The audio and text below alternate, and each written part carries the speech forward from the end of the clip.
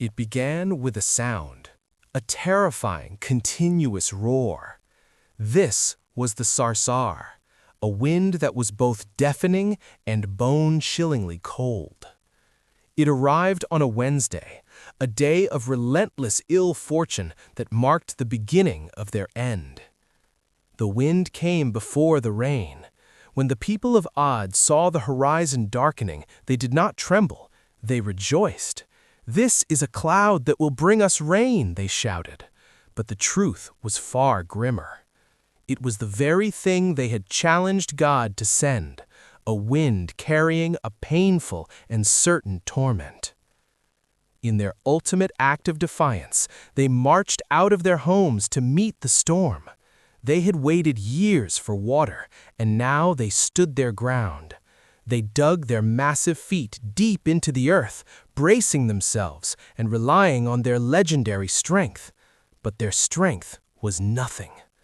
What could the power of man do against the breath of the Almighty? The wind did not just blow against them, it uprooted them. It tore these giants from the earth and flung them high into the atmosphere.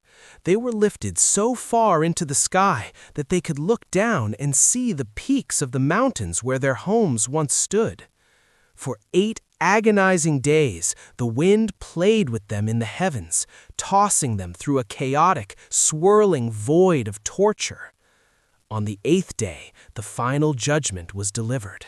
They were slammed back down to the earth, but not as men. They were driven headfirst into the soil, their legs left dangling in the air.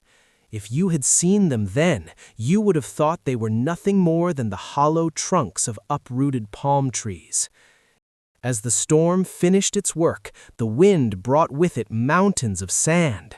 The desert itself participated in the wrath of God against the people of Hud.